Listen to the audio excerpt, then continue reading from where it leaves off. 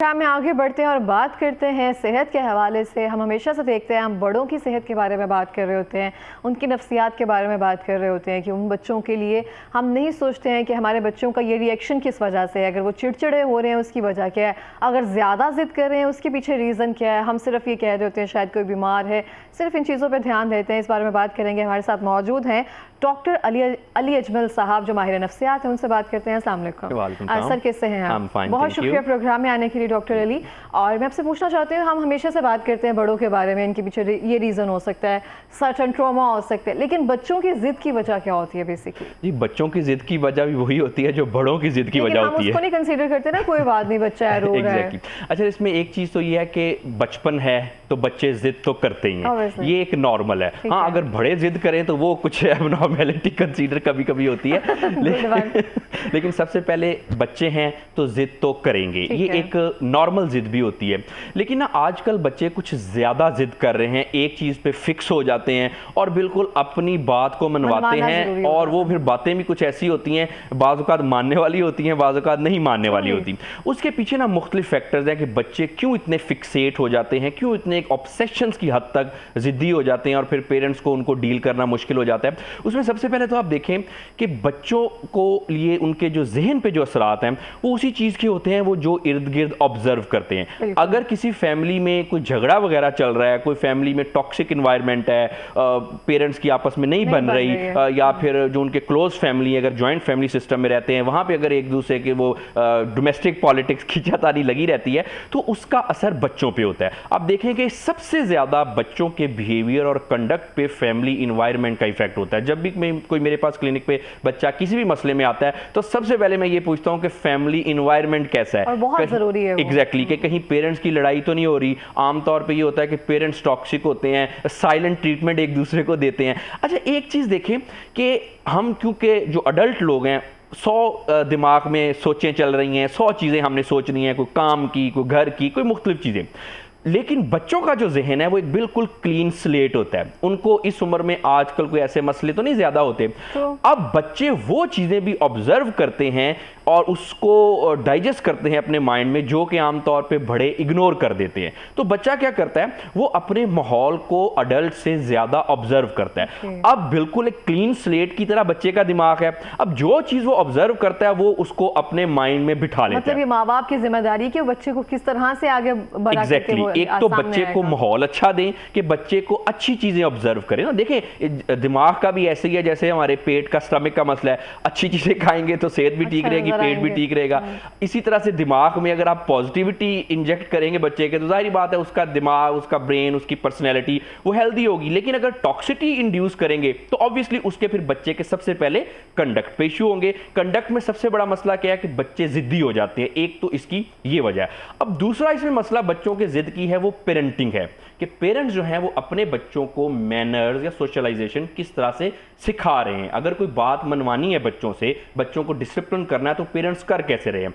आमतौर पे देखा ये गया है कि पेरेंट्स एक्सट्रीम अप्रोच ले लेते हैं। ज़्यादातर तो अगर हम सख्ती करते हैं, लेकिन आजकल एक जो मॉडर्न पेरेंटिंग है, जो मॉडर्न पेरेंट्स हैं उनकी एग्जैक्टली अब वो नई जनरेशन एक सामने आ गई है कि बच्चों को बिल्कुल ही रिलैक्स छोड़ दिया। अब वो भी इतना ही बच्चों के लिए, सेहत के लिए खतरनाक है जितना कि बहुत ज़्यादा सख्ती करना। यानी कि अगर बहुत ज़्यादा सख्ती से बच्चे बिगड़ते हैं तो आजकल बहुत ज़्यादा नरमी से भी बच्चे बिगड़ जाते हैं। तो पेरेंटिंग के लिए हमें बैलेंस्ड अप्रोच होनी चाहिए कि बच्चों को ना ज़्यादा आप डांटें और ना ही ज़्यादा आप उनको ज़रा रिलैक्स करें। अब उसके बाद फिर ये है कि दूसरी पेरेंटिंग में एक बहुत इंपॉर्टेंट चीज़ है जिसकी वजह से बच्चों में बिहेवियर के मसले आ रहे हैं कि पेरेंट्स अपने बच्चों को वैल्यूज़ क्या सिखाना चाह रहे हैं। बाज़ औक़ात ऐसा होता है कि बच्चे की एक नेचुरल एक एज फैक्टर होता है, उसकी वजह से बच्चों को पेरेंट्स कुछ चीज़ें सिखाने के लिए बहुत ज़्यादा सख्ती कर देते हैं, जिसमें मैं समझता हूँ कि इतनी ज़्यादा सख्ती नहीं करनी चाहिए। पेरेंट्स को ये चाहिए कि देख लें इंपॉर्टेंट क्या है, अनइम्पॉर्टेंट क्या है। हाँ, अब जो इंपॉर्टेंट चीज़ है हम बच्चों के लिए आमतौर पर देखा गया कि पेरेंट्स ये कहते हैं कि बच्चे का कंडक्ट ऐसा होना चाहिए कि सारे फैमिली वाले उसकी करें कि बड़ा अच्छा बच्चा है, अप्रिशिएट करें। अच्छा, अब आमतौर पे ये चीजें भी इंपॉर्टेंट है, लेकिन इसको हमें ओवर फोकस नहीं करना चाहिए। देखिए, बच्चे हैं तो वो जिद तो करेंगे, बच्चे हैं तो वो शरारतें भी करेंगे। बाय द वे, जो बच्चा शरारतें नहीं ना करता उस पे ध्यान वो जरा एबनॉर्मेलिटी है कि बच्चा इस एज में क्यों नहीं शरारतें करता। आमतौर पे अक्सर खास तौर पे मदर्स आती हैं मेरे पास क्लिनिक पे, वो कहते हैं जी बच्चे जी शरारतें बहुत करते हैं। तो मैं अक्सर उनको समझाता हूँ, देखिए अगर बच्चे शरारतें नहीं करेंगे तो क्या मैं और आप शरारतें करेंगे? अब ये कॉमन सी बात है कि एक एज फैक्टर है। तो कुछ ऐसी चीजें कि जो बच्चों का बचपने में जो कंडक्ट होता है उसको पेरेंट्स को इतनी ज्यादा फोकस नहीं करना चाहिए। बच्चों को जरा क्रिएटिविटी होनी चाहिए, उनको जरा रिलैक्स होने। लेकिन कुछ चीजें ऐसी हैं जिस पे बच्चों के लिए बिल्कुल हमें फोकस रह के उसको, बल्कि बाकायदा तौर पे उसको फोकस करके उस बिहेवियर को हमें चेंज करना चाहिए। अच्छा, दूसरी वजह तो ये होगी कि क्यों बच्चे जिद करते हैं। अब तीसरी जो वजह है वो भी आजकल बहुत ज्यादा कॉमन हो रही है। देखिए, आजकल बच्चों में ज़हनी व नफ्सियाती मसले जो है ना वो अडल्ट से ज्यादा पाए जा रहे हैं। जो मेरे अपने एक्सपीरियंस में क्लिनिक पे आया है कि ज्यादातर बच्चों में आजकल इश्यूज पाए जा रहे हैं। उसमें क्या है, सरे फहरिस्त ऑटिज्म का मसला है। अगर किसी बच्चे को ऑटिज्म डिसऑर्डर है तो ऑटिस्टिक बच्चे जो हैं वो जिद करते हैं, वो एक जगह पे फिक्स हो जाते हैं और फिर वो टस से मस नहीं होते। मुख्तलिफ किस्म की सिम्टम्स और भी ऑटिज्म की हैं, लेकिन ये भी एक सिम्टम है जिसकी वजह से बच्चा जिद करते हैं। उसके अलावा फिर कुछ कंडक्ट डिसऑर्डर है। उसके अलावा अगर हम बात करें ADHD का मसला है, और भी बच्चों के काफ़ी सारे ज़हनी व नफ्सियाती मसाइल, जो बीमारियां जिसको हमें कहना चाहिए तकरीबन कोई 50 से ज़्यादा हैं। उनमें से ज्यादातर की सिम्टम में ये भी चीज शामिल है कि बच्चा जिद करता है। अच्छा, अगर अभी तो ये तीसरा सिनेरियो है बच्चे का कि बच्चा इस वजह से जिद करता है, तो फिर आप जितना मर्जी उनको डिसिप्लिन कर लें, आप उनको जितना मर्जी डांट डपट लें, कुछ भी कर लें, बच्चे ने जिद करनी है। रूट कोज की तरफ एग्जैक्टली उसका अगर ये वाली जिद हमने खत्म करनी है जो कि मसलों की वजह से होता है, तो फिर जब तक मसले नहीं खत्म होंगे बच्चे के कोई ज़हनी व नफ्सियाती जैसे ऑटिज्म, ADHD और भी चाइल्ड डिप्रेशन भी बाय द वे आजकल बड़ा कॉमन है, तो जब तक ये नहीं होंगे तब तक फिर बच्चों की जिद जो है वो ठीक नहीं होगी। तो एक बच्चा वो मुख्तलिफ वजह से जिद कर सकता है, और बाय द वे फिर वो उस मुख्तलिफ वजूहात में भी एक हमने ये देखना है कि क्या ये नॉर्मल जिद तो नहीं है। और बाय द वे जिद करना तो बड़ी अच्छी बात भी बाद औक़ात होती है कि आपका बच्चा वो अपने बात पे अड़ जाता है। ऐसा बच्चा जब बड़ा होगा तो जारी बात है जब उसको दुनिया का सामना करना पड़ेगा तो वो जरा कॉन्फिडेंट होगा, वो भी अपनी बात पे अड़ने वाला होगा। और भाई साहब एक हद तक अपनी बात पे, जिसको स्टैंड लेना कह ले, अड़ने का वर्ड जरा नेगेटिव कॉनोटेशन में आ जाता है, अपनी बात पे स्टैंड लेने वाला, ये तो हमारे कैरेक्टर की स्ट्रेंथ होती है। तो बच्चों की जो कैरेक्टर स्ट्रेंथ है वो हमने बचपन से ही बिल्ड करनी है। ये नहीं हमने करना कि जी बिल्कुल बच्चे को एक न्यूरोटिक ही बना दें कि खड़े हो जाओ तो बच्चा खड़ा हो जाए, कहो बैठ जाओ तो बच्चा बैठ जाए। ऐसा बच्चा जब अडल्ट बनता है तो उसके फिर पेरेंट्स नहीं होते उसके साथ। जब बाहर की दुनिया में हमने काम करना है तो बाहर की दुनिया में थ्राइव करने का जो और भी हमारे मुख्तलिफ करैक्टर की स्ट्रेंथ होनी चाहिए, लेकिन ये भी स्ट्रेंथ एक होनी चाहिए कि अपनी बात पे स्टैंड लें, आपको पता हो आप सही कहाँ पे हैं, गलत कहाँ पे हैं, और ये चीज़ें बचपन से ही बनती हैं। और एक मैं और आपको बात बताऊं कि बचपन बहुत ज़्यादा इंपॉर्टेंट है। जितने भी लोग हैं उनको अडल्ट उम्र में कोई ज़हनी व नफ्सियाती मसले होने हैं या नहीं होने, या उन्होंने अपनी लाइफ में कहाँ पे पहुँचना है, ये बचपन में ही डिसाइड हो जाता है। ऐसा डिसाइड नहीं होता कि जी हमारा बच्चा डॉक्टर बनेगा, वो तो एक अलग चीज़ है ना। बेसिकली ये होता है कि पेरेंट्स ने अपने बच्चों की ट्रेनिंग कैसे की है, कैसे ग्रूम किया है, और बचपन में पेरेंट्स के इंटरेक्शन की वजह से बच्चों के साथ बच्चे में कौन सी करैक्टर की स्ट्रेंथ डेवलप हो गई है और कौन सी खामियां, कमियां, महरूमियां रह गई हैं। अब बचपन में जो चीज़ शख्सियत में बिल्ड हो गई वो सारी जिंदगी आगे चलेगी। तो बच्चों की जो जिद है वो हर वक्त बुरी नहीं होती। बच्चे जिद करते हैं और बाय द वे करनी भी चाहिए, शरारतें भी करते हैं, करनी भी चाहिए, लेकिन अगर हद से ज्यादा करता है कोई बच्चा जिद, उसके अलावा अगर कोई बच्चा ऐसी चीज़ों पे जिद करता है कि उसको कोई खुदा न खास्ता कोई लाइफ थ्रेटनिंग सिचुएशन हो सकती है, या उसके कुछ रोज़मर्रा के जो अमूर हैं वो डिस्टर्ब हो सकते हैं, कोई स्टडी में ठीक नहीं परफॉर्म कर रहा अपनी जिद की वजह से, ये रेड लाइंस हैं कि अब पेरेंट्स को कहना चाहिए नहीं ये जिद एक्सेप्टेबल है और ये जिद एक्सेप्टेबल नहीं है। अगेन एक्सट्रीम अप्रोच क्या है जी कि नहीं जी पेरेंट्स ने जी कोई जिद एक्सेप्टेबल नहीं है, बच्चे की पर्सनैलिटी ग्रूम नहीं होगी, बच्चे को बड़ा होकर आमतौर पे ऑब्सेसिव कंपल्सिव डिसऑर्डर हो सकता है, बच्चा बीमार हो सकता है बड़ा होकर, अगर बीमार ना भी हो तो टेंडेंसीज आ सकती है ना, मुख्तलिफ लोगों में हमने देखा है कि वो बड़े होकर ऐसे ही सोचते रहते हैं, हर वक्त सोचों में गुम रहते हैं। कुछ लोग ऐसे होते हैं। डॉक्टर अली, मैं आपसे पूछना चाहती हूँ, जैसे हम बात करते हैं बच्चों में, जैसे हम देखते हैं कि सोशल लर्निंग थ्योरी में भी हमें ये चीज़ें देखने में सामने आती हैं कि बच्चों के सामने जैसे आप बिहेव कर रहे होते हैं, इवन किस तरह के आप कार्टून्स उनको दिखा रहे होते हैं, किस तरह से वो देख रहे होते हैं, स्क्रीन टाइम में अपने क्या देख रहे हैं, वही चीज़ें वो ऑब्जर्व कर रहे होते हैं और वही चीज़ें अपने बच्चों अपने साथ कर रहे होते हैं। आप खिलौनों में भी वही चीज़ें वो मांग रहे होते हैं कि ये चीज़ हमें चाहिए, सामने देखिए, समथिंग इस तरह से। तो बच्चे बहुत ज़्यादा हाइपर एक्टिव एक तरह से हो जाते हैं। अब हाइपर एक्टिव होना और जिद करना, आई थिंक दोनों डिफरेंट चीज़ें, आप बेहतर बता सकते हैं हमें। तो अब जिद कर रहा है बच्चा, वो तो ठीक है, लेकिन अगर हम उसके डाइट प्लान पीछे ये सब चीज़ें देखें जिस वजह से वो हाइपर एक्टिव हो रहे हैं, उन चीज़ों का हम कंपैरिजन कैसे कर सकते हैं? एक चीज़ तो तरबियत पर आ गई कि हमें बच्चों को एक बैलेंस माहौल देना है, माँ बाप की तरबियत अच्छी होनी चाहिए, घर का माहौल बेहतरीन होना चाहिए, उनकी जो देख रहे हैं, सुन रहे हैं, परख रहे हैं, वो बेहतरीन होना चाहिए। लेकिन इसके साथ साथ खुराक उनकी अगर अच्छी नहीं होगी तो वो हाइपर एक्टिव हो जाते हैं बहुत सारी चीज़ों में। तो ये आप हमें इस बारे में बताएं। जी बिल्कुल, आपने बिल्कुल ठीक कहा कि खुराक का बड़ा इम्पैक्ट होता है। आमतौर पे बच्चे क्योंकि जिद भी करते हैं और फिर बच्चों की जो खाना है वो लिमिटेड होता है, तो जाहिर बात है बच्चों में ना सबसे ज्यादा आजकल जो मसला हाइपर एक्टिविटी या जिद करना, चिड़चिड़ापन खास तौर पे आ जाना, उसका डायरेक्ट उनके खुराक से ताल्लुक है। आमतौर पे अगर बच्चों में आयरन की डेफिशिएंसी हो, जो कि आमतौर पे ज्यादातर बच्चों में होती है क्योंकि बच्चे ज्यादा दूध पीते हैं आमतौर पे, तो दूध जो है वो आयरन के एंटी काम करता है क्योंकि उसमें कैल्शियम वगैरह होता है। तो जितना ज्यादा बच्चा दूध पीता जाएगा वो कैल्शियम डेफिशिएंसी तो पूरी होती जाएगी, लेकिन साथ साथ आयरन जो है वो कम होता जाएगा। इसलिए ये भी एक मैं बात करता चलूं कि जो बातें पहले थी कि जी मुकम्मल ग़िज़ा बिल्कुल बड़ी अच्छी ग़िज़ा है, लेकिन साथ बच्चों को दूसरी चीजें भी देनी चाहिए। अगर सिर्फ इस चीज पे रखेंगे